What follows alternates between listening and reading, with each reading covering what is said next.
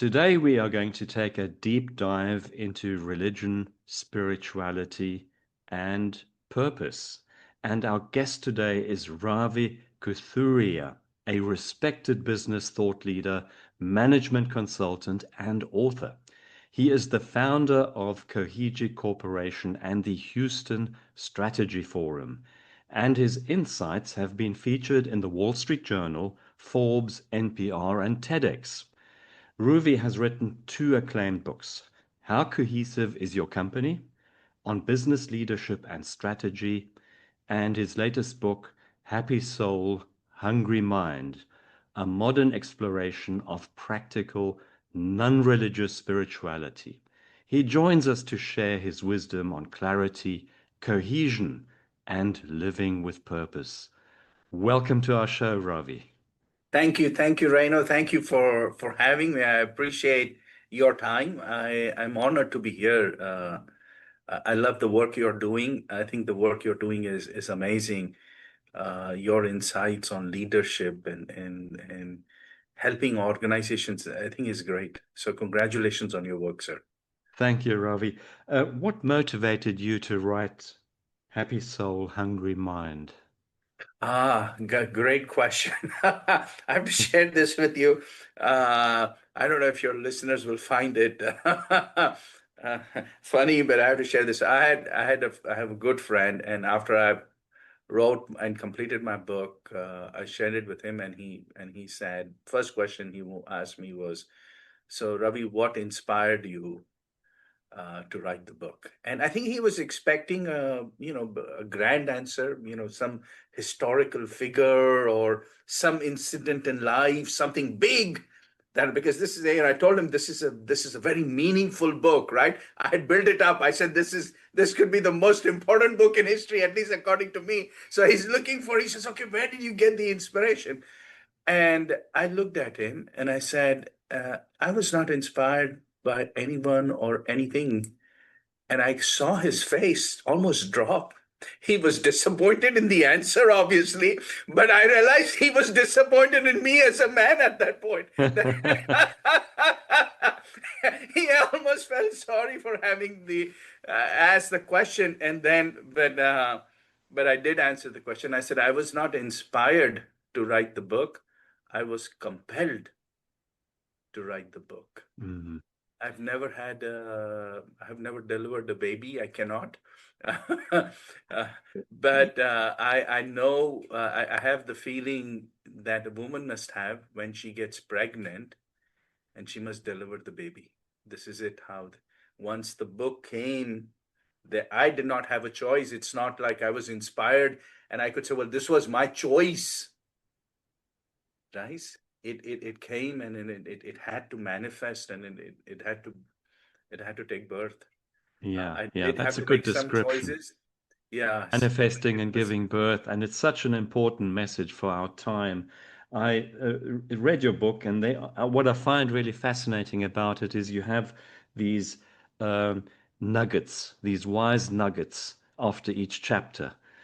And one that I'm particularly interested in is your take on the differences between religion and spirituality. ah, this is a deep question and a very important question for our times. And in fact, I say for our times, this is an incredibly important question for humans through the ages, because over the past few thousands of years, we have confused ourselves between religion and spirituality. We have begin to think that religion and spirituality are one and the same, and they're not. A lot of religious people call themselves spirituality. They'll talk about spirituality as if it's an extension of their religion, and it is not. Hmm. And there is an example that I share. I say, look, if you have to take a flight, you have to go to the airport. Now, to get to the airport, there are various modes of ground transportation. You can take a bus, you can take a subway or a train, organized transportation, or you could get in your own car, right, and drive to the airport. You could walk to the airport, you could cycle to the airport, Once you get to the airport, the gate agent does not ask you, Reno, how did you get here? The gate agent asks you, do you have the papers? If you have the papers, you get to board on the flight. You get board the flight and take off. How you got there has no significance to the flight. Okay? Spirituality is the flight. Religion is ground transportation. Now, you may use religion to get to the airport, or you may get there, if you're an atheist, you can get there on your own. How you get there doesn't matter. What is important is getting on that flight. Spirituality is not affected by religion. Spirituality does not care which religion you follow or if you even follow one. Because spirituality is independent of anything else. Yeah. And we Yeah. can get into what is spirituality and why I make such a tall claim. Because anybody who's religious would go, what is he talking about? Does he even understand what spirituality is? Yes, I do. And I'm happy to help you understand what spirituality is. And once you understand that, you realize, of course, there really is nothing that connects religion with spirituality. They're two distinct entities. Religion is the another example that I gave is that if you have um, if you have a cheesecake, I don't know in Spain do they eat cheesecake or Oh, what do you eat? yes, we do. Okay, okay. I need to come visit Spain. And it's lovely too. Yeah. So let's take let's take a cheesecake and you take a picture of it. The picture of a cheesecake is similar to religion.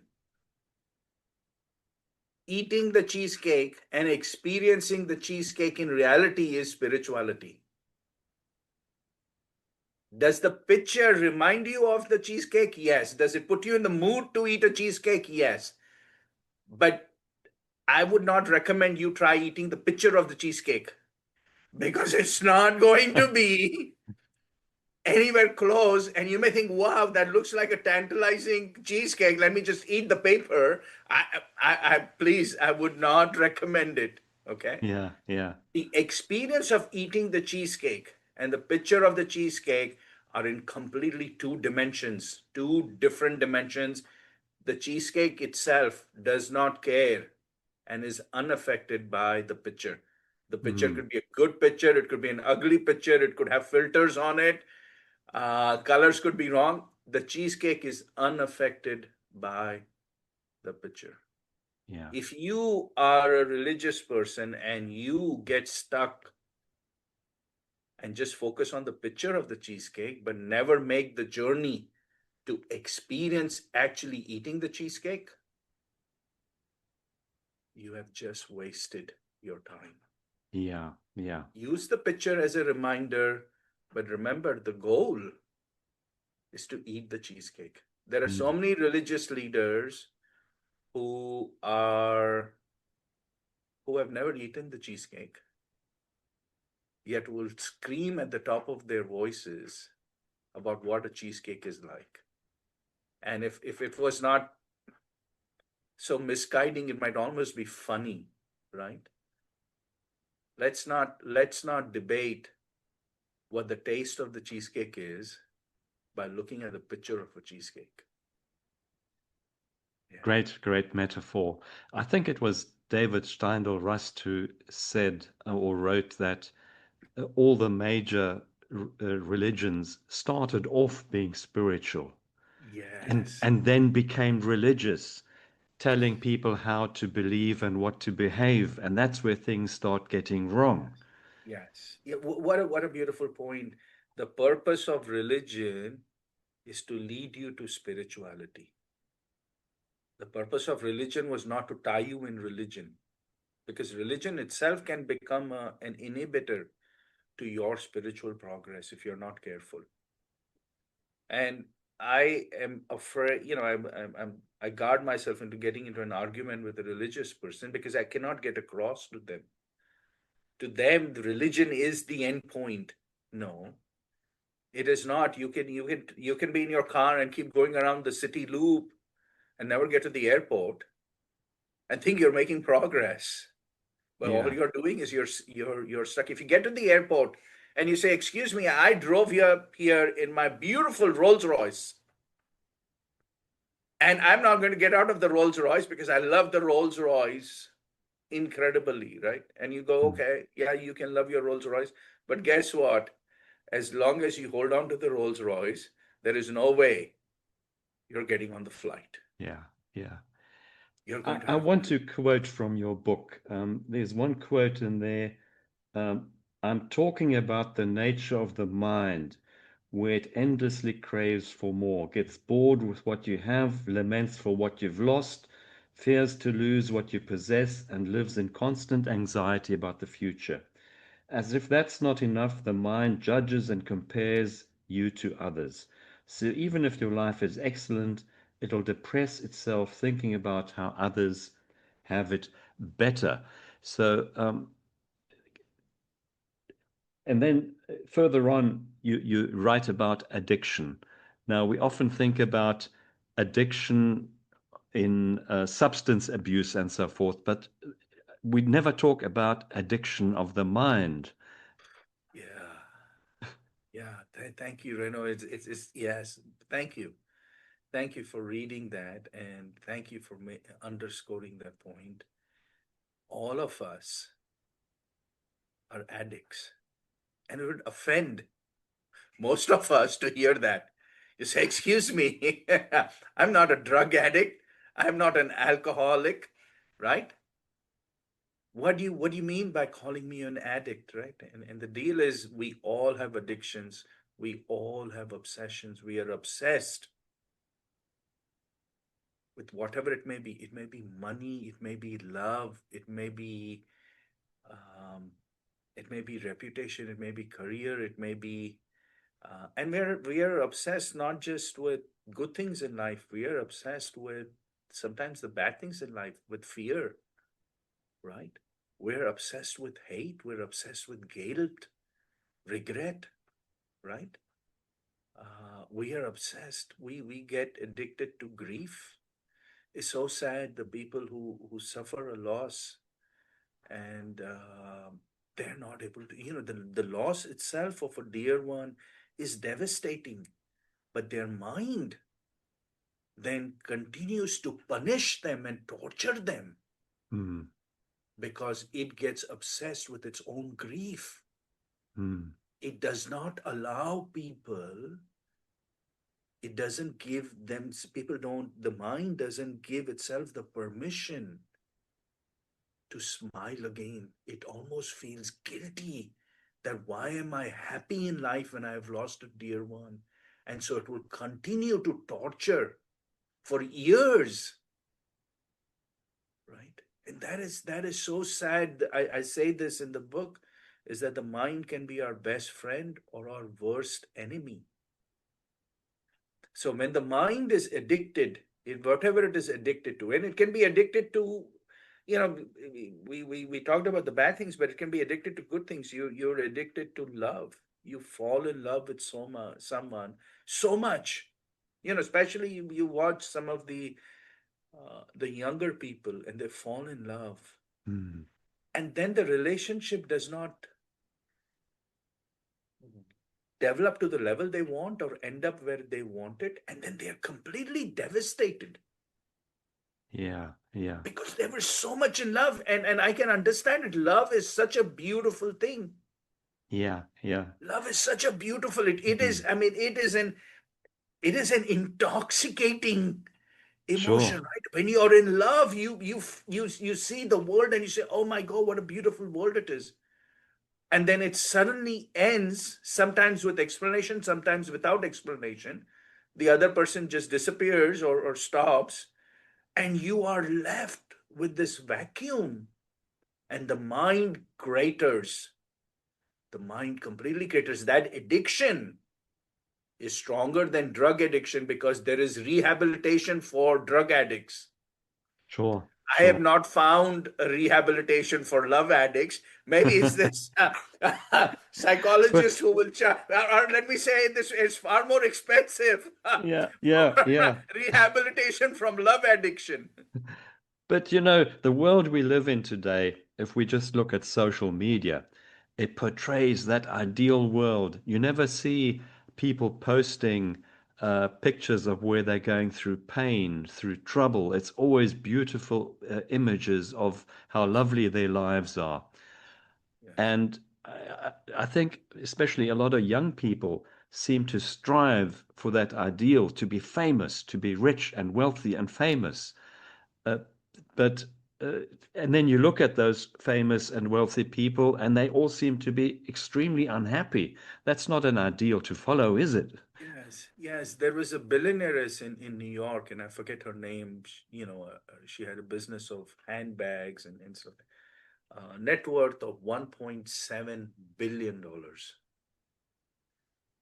And she killed herself. I do not know if she had medical issues, but there are so many incidents of really rich, successful people. There was a CNN host. His name escapes me.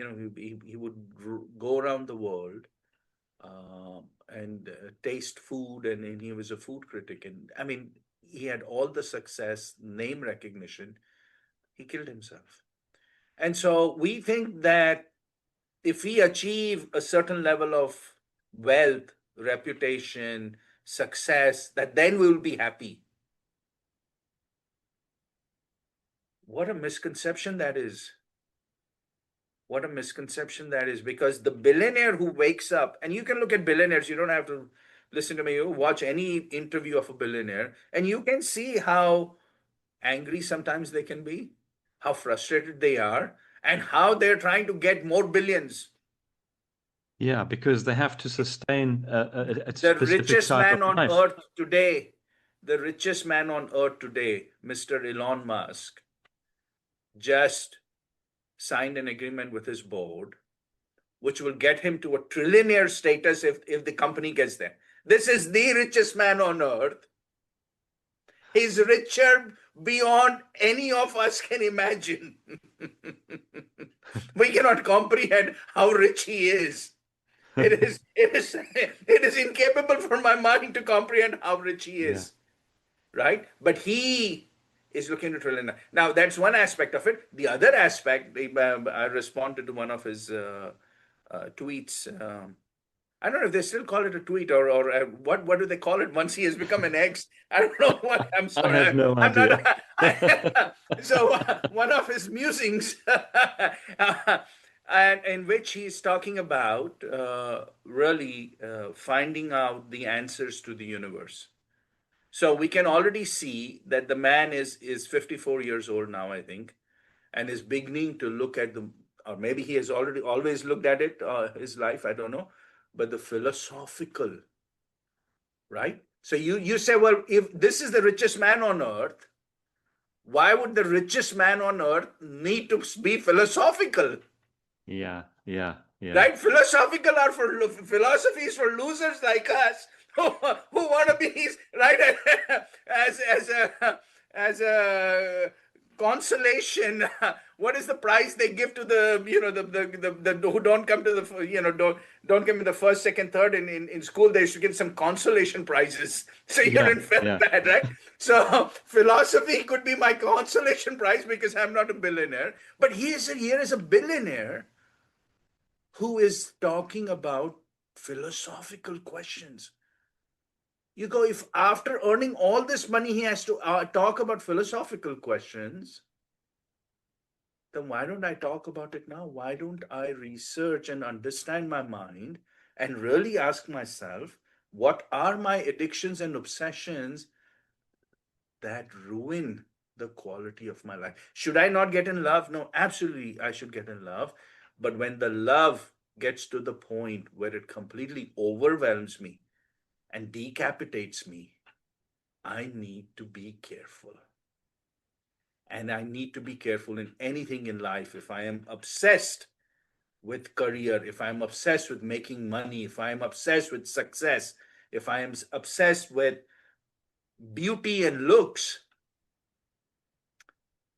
right? I mean, we look at the country like South Korea, there's so many young kids who take their lives because they feel they're not good enough to society's standards. Hmm. And these are Yeah. beautiful people. These are beautiful kids. You look at them and you go, oh my God, how Yeah. much more beautiful did you need to be? And yet they build and they develop an inferiority complex because they have an obsession with looking just perfect. And we are living in a society. When I go and talk to students, MBA students and BBA students, I say, what is it that you want in life? You know what the answer is? Money. All of them say money. Rarely, very rarely would somebody say, I want happiness in life. And so, and what are the schools teaching them? What are the business schools teaching them? How to earn money, how to feel so good about yourself, how you're the greatest thing since sliced bread. And that brainwashing is going on. We look at, you talked about what we see in social media, but there, on TV, there was a big, very successful show called The Lifestyles of the Rich and Famous. Yeah, and so they show these magnificent homes in California and the cars, and you think that, oh wow, once I have that, then I will be happy in life. And if I don't have that, then I don't amount to much and I'm just a miserable, I don't need to Hmm. exist, right? And so that's what society keeps driving, right? Yeah. Society keeps driving. Our president, Mr. Trump, when he was running that show, Apprentice, there was a song, and I think it went money, money, money, money, right? And so it's all about, and we are making our minds obsessed and addicted, and that. Yes. What in your view is the underlying reason behind this obsession?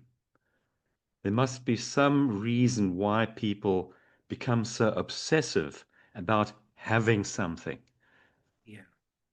Well, obsession is something that develops over time. So when you begin to think about something over and over and over and over again, then it begins to take a hold on you, where you lose control and that thing has control over you. In my book, I talk about the difference between passion and obsession. Passion is a very healthy phenomenon. Passion lifts you, obsession drowns you. Passion allows you to listen and reconnect, rechannel, change course. It gives you have perspective when you have passion. When you have obsession, you lose perspective. You become stubborn. You stop listening, right? And so there is this difference between passion and obsession. And what happens is when we begin to want something so much, and that's all we think about day in and day out, the mind is not able to think independently of that. Hmm. So when you reach, if you happen to get failure, it is devastating. If you happen to get success, you suddenly feel a sense of emptiness. So I wrote an article recently about Olympic athletes, right, who go to the Olympics. And so if you have an athlete who has been working for it takes them years of hard work. But if they've all they're focused is on the Olympic medal, because that's what they're being taught is that, you got to win gold for the country. You got to win gold, right? And so now they have been preparing for years and just working very hard, and then they go to the Olympics and they don't even get a medal. Ooh, Hmm. there is Yeah. only one gold. A world collapses. The world collapses. And for the guy or the gal who wins the gold, Once they get the gold, then they go, what do I do now? There was a famous swimmer in the US who won, I think, 26, 27 gold medals in his career. And I don't know the details, but then, there is a vacuum that develops after that. And so when you get obsessed with something, that thing will take its toll on you. So your Instead, mind is captured. Your mind is your basically mind is, captured. your mind has become a slave to it. You have to be careful that you keep the outcome in the mind, right? So you know that I'm working towards winning a medal, obviously, hopefully the gold medal, and I need to do everything possible. But I need to be careful to understand that I must love the journey. I must love the sport that I'm playing, or the right, the profession that I'm in. And then if I do that, the outcome is something that I take in stride, but it does not define who I am. Hmm. That is the way to live. Yes. Now, what spiritual practices would you recommend for our listeners to experience the divine, to experience God? Ooh, the $1 trillion question. So, what we should do is, we should, before we get to answer that question, we should answer the question of what is spirituality. Because once we answer that question, then we can reveal the answer on how to achieve it, right? The God experience.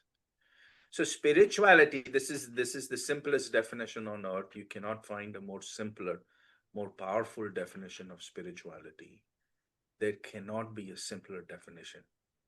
And the definition of, I hope your listeners pay attention, because this is there can be nothing more important in their entire lives for them to listen than this definition. It's life changing. And the definition of spirituality, I'll stop building it up. This is not a Hollywood movie. We'll stop building it up. The simplest definition of spirituality is the experience of our own life force.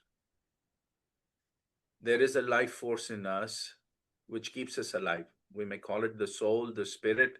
We may call it Atma, whichever language we may choose. But it's what keeps us living. When we experience that energy ourselves, that is spirituality. And that experience of that energy itself in its full glory is what is termed as the God experience. Because when you experience your own energy, you experience your infinite essence. You experience you're no longer limited by your finite definitions and finite boundaries. You begin to experience how you truly are infinite. That is why it is the God experience, right? That is what spirituality is. Spirituality is experiencing your own energy, your own life Yeah, energy. your own life force, which contrasts with religion, which comes from external. Mr. Reno, what a drum roll. What a beautiful point you have made, sir. Religion is telling you to chase rabbits outside. Religion tells you go seek God. Go seek God in a church, in a mosque, in a temple, wherever. Go seek God in a pilgrimage place. Go seek God at the end of the universe. Go seek God in the sky. Religion is misguiding you and sending you on a wild goose chase. Spirituality says, because think about this definition.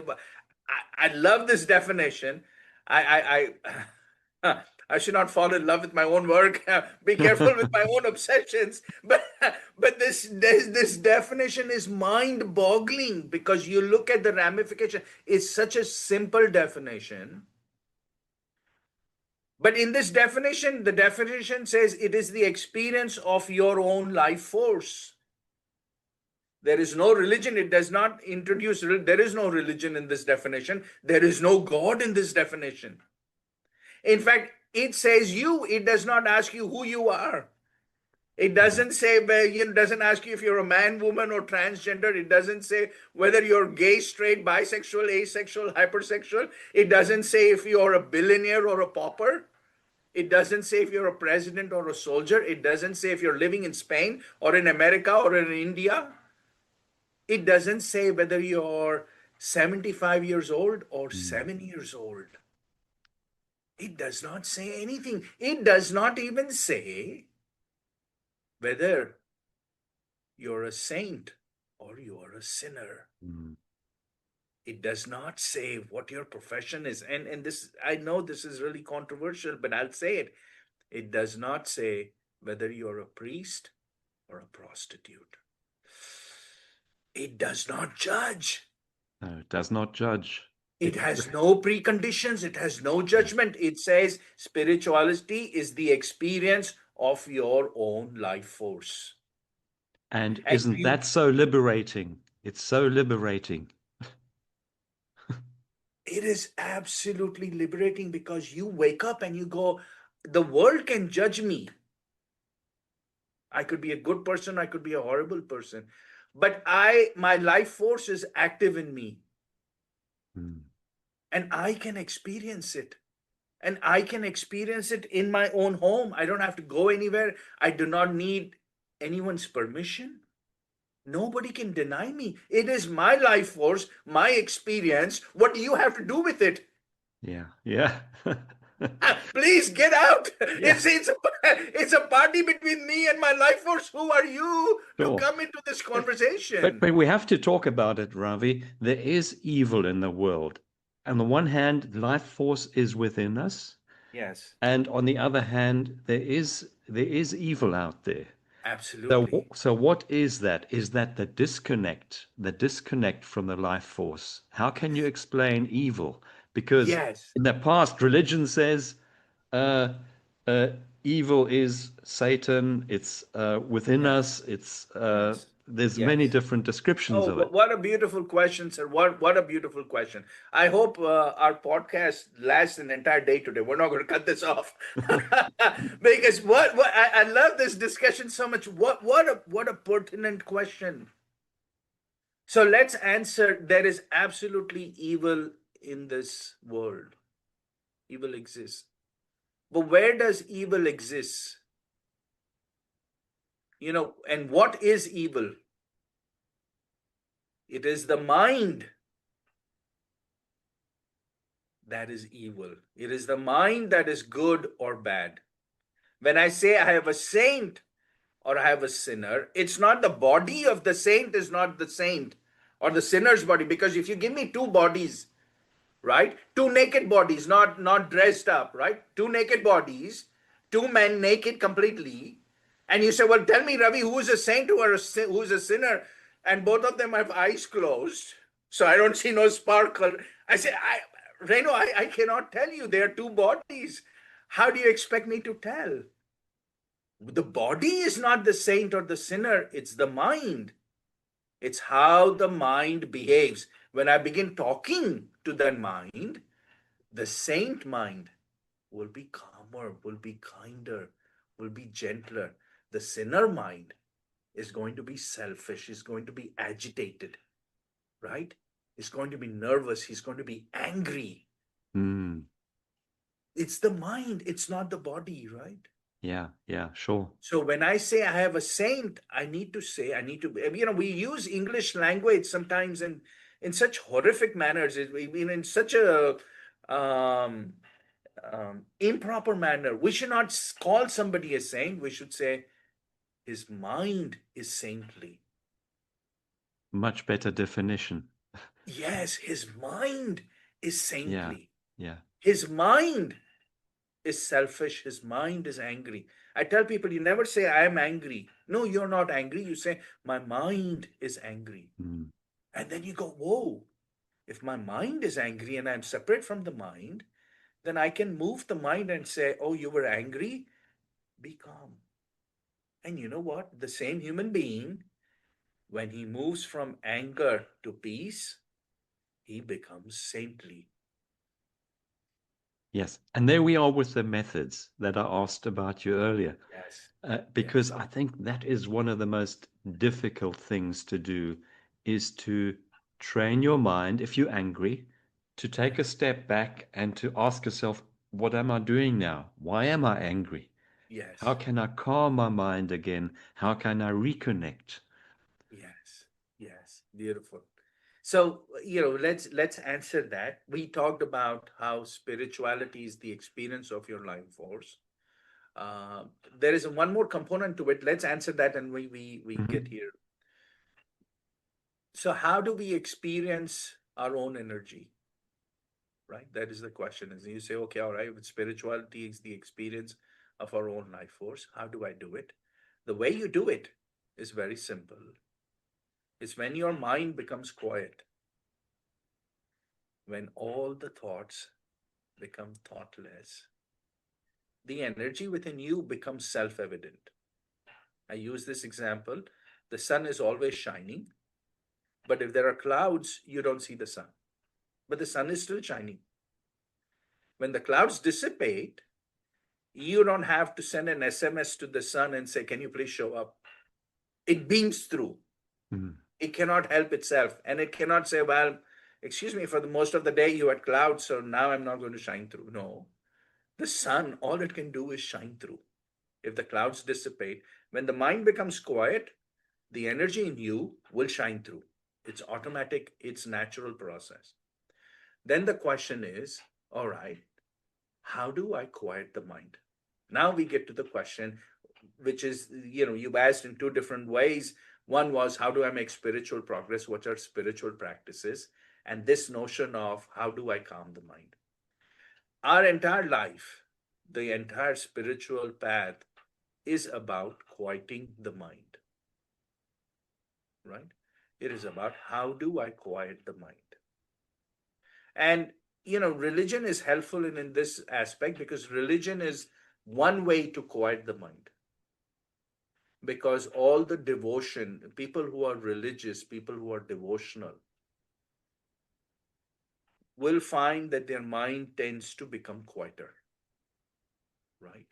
And so religion can be helpful, but you may have to understand what is the place for religion, right? Religion is not bad if you know how to use it. If you don't know how to use it, like any tool, it will hurt you. You use it the right way. So, devotion, the path of devotion is one way to quiet the mind. There is another path which is called the path of selfless action. When you go and you serve somebody and you don't expect anything back, right? Not recognition, not adulation, not even a thank you. You just do it and you do it. What happens is your mind becomes quieter. And You you go deflect from your own ego. Yes, your ego dissipates because you're not looking for gratification. You're just in the soup kitchen serving soup, and you're not even waiting for a thank you. You're just doing it. You just keep doing it. Your mind becomes quiet. Your ego, your problems, your tensions just go away. Your mind becomes quiet because you're doing selfless action. If you keep looking for a thank you, then you'll get angry. You say, that guy, look at him, not dressed well and has no manners. I got up in the morning and I came here, I took a bath and I cooked the soup and I'm serving soup. And this guy was sleeping until it's almost noon. And he walks in here, right? Drops my soup on the floor, curses, and then doesn't even say thank you, right? Yeah, Why am I doing this? Guess what? Your mind is no longer quiet. All that, yeah. whatever you did to get up in the morning and all of that, you can post it on social media. and put your little nice white apron, and friends will go, oh, that's so nice, you're so good, but did not help your mind. Hmm. When it's completely selfless action, then the mind becomes quiet, right? What an important point. Being in service for the other. Yes. Actually, not even that. Just being in service, not even for the other. Hmm. Because when the other comes in, then the cycle, then it keeps backing. It will start the cycle of expectation. It will start the, right? When you just serve Hmm. and you leave Yeah. and you don't carry anything back, not even the satisfaction, oh, I served 100 people today. I love their smiles. Hmm. They seemed so happy, and when, I could see that they were so they satisfied with the meal, Uh, right? uh, we could talk for hours, Ravi. I But I know. want to quote another good passage from your book where you write I think it's in the closing chapter, our lives are much bigger than the events in our life. Good and bad times all pass. Smile, smile all the time. Every person on earth faces challenges and problems at some point in their lives. Calming our minds is the only way to face life's challenges in the best manner. And it goes back to the spiritual practice, right? So we have to learn to quiet the mind, to quiet our minds. And in the book, there are several exercises that I share on how to quiet the mind. They include mind purging in the evenings, where you sit and you let the mind just digest the day's events. There are quiet times when you do nothing, right? You just sit and do nothing, not on your phone, not watching TV, and the mind goes through all its thoughts and then it calms down. There is, of course, meditation, which is the highest way for calming your mind. There is walking in nature, where it calms the mind, right? We talked about devotion, we talked about selfless action, right? And one more, there is a third one there, which is, engaging in philosophical talks and thinking that can bring your mind. And there are people who work in their zone, painters, or musicians, people who just do their work, and they're not worried about the results. They just produce music because that's what they like doing. And whether the album sells or not, they just got so much satisfaction from doing. Their mind, when people go in their zone, the mind becomes quiet. But all these methods that we talked about, devotion, selfless action, the the philosophical, the knowledge path, or even being in the zone, all of these contribute to, or walking in nature, they all contribute to calming the mind. And it builds up, and then you step into meditation, where meditation is not about calming the mind. Meditation happens to you when the mind becomes completely quiet. Meditation is when you go beyond the mind. You go around the mind, and the mind is completely absent, and then you wait for the miracle of your life, for the most wondrous aspect of your life, when your life force begins to become evident by itself, because your mind has become quiet. What a great closing statement, Ravi. I will post the show notes your links and the links to your books. I want to acknowledge you for your great work and what you are doing. This is a message that the world sorely needs, Yes. and sorely needs in more people being mindful of what their mind is doing, and being mindful of thoughts, and mindful of feelings, and mindful also of the obsessions we have, and how important it is to connect with the spiritual self. Thank you so much, So, Ravi. yeah, you summarized it so well, Reno. I really appreciate that. And you're absolutely right. The world needs to listen. I hope every one of your listeners takes this seriously because it can change their lives, it can change the lives of their loved ones. And if we get enough people on earth to understand that this is their birthright, this is their inheritance, it is in their DNA, we can make earth a heaven.